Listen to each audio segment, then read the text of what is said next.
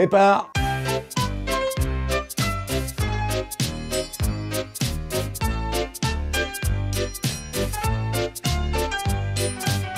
Ça a commencé par le petit train électrique, le train Jouef. Et puis entre-temps, donc, il y a ma cousine qui s'est mariée avec un amateur de train.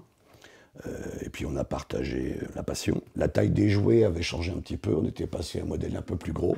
Et puis j'ai le petit train électrique, j'ai laissé tomber, j'ai tout mis dans un carton.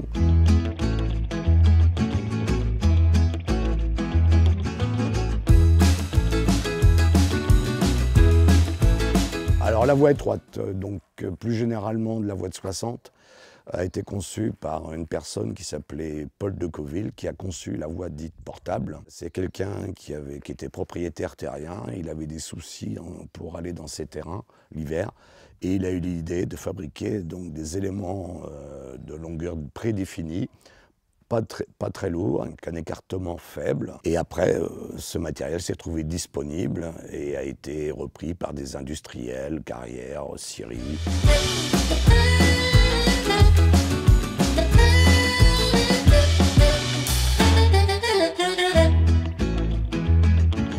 Alors donc sur le site, là actuellement on a 6 locaux à vapeur. En locotracteur, il doit y en avoir une quinzaine, des voitures voyageurs une petite dizaine. Là déjà vous avez un témoin de ce qui a déjà été fait. C'est une rame qui est prête et opérationnelle, donc composée d'un locotracteur de Dietrich qui est relativement récent. Derrière nous avons un fourgon postal qui est classé monument historique et qui a été refait il y a quelques années. La voiture qui est derrière, donc est une des plus belles pièces restaurées, c'est une voiture donc fabriquée chez Carrel au Mans en 1896. Les 4 wagons ou les 4 voitures que vous avez derrière, ce sont des voitures qui ont été adaptées par rapport à des wagons de marchandises. Et pour terminer les rames, là on a un wagon de marchandises, c'est le véhicule le plus ancien parce qu'il est 1883 et c'est pour cette raison qu'il a été classé monument historique. Quand ces réseaux ont fermé en règle générale dans les fin des années 40,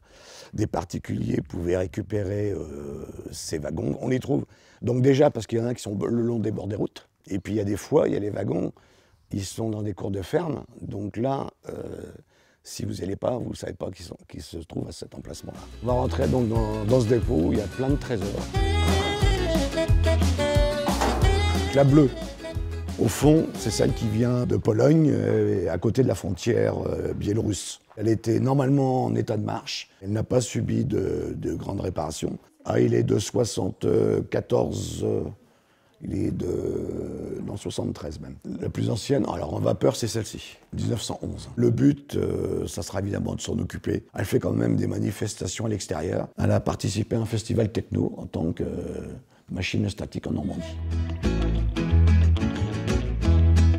Déjà, vous avez la production de vapeur. Donc, vous avez le foyer. Le feu va nous permettre de chauffer de l'eau. Cette eau, donc, va bouillir et va se stocker en phase vapeur, et cette vapeur va être optimisée par ce qu'on appelle le changement de marche, qui lui nous permet déjà de déterminer le sens de marche. Et là, je passe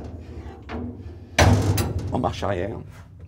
Et donc ça veut dire que j'ai changé au niveau de mes tiroirs le sens des lumières pour amener la vapeur. Au lieu d'amener la vapeur au niveau du piston d'un côté, je vais l'amener de l'autre. Une machine bien révisée, qui tourne très bien, on pourrait aller jusqu'à 30 km/h, mais pas au-delà.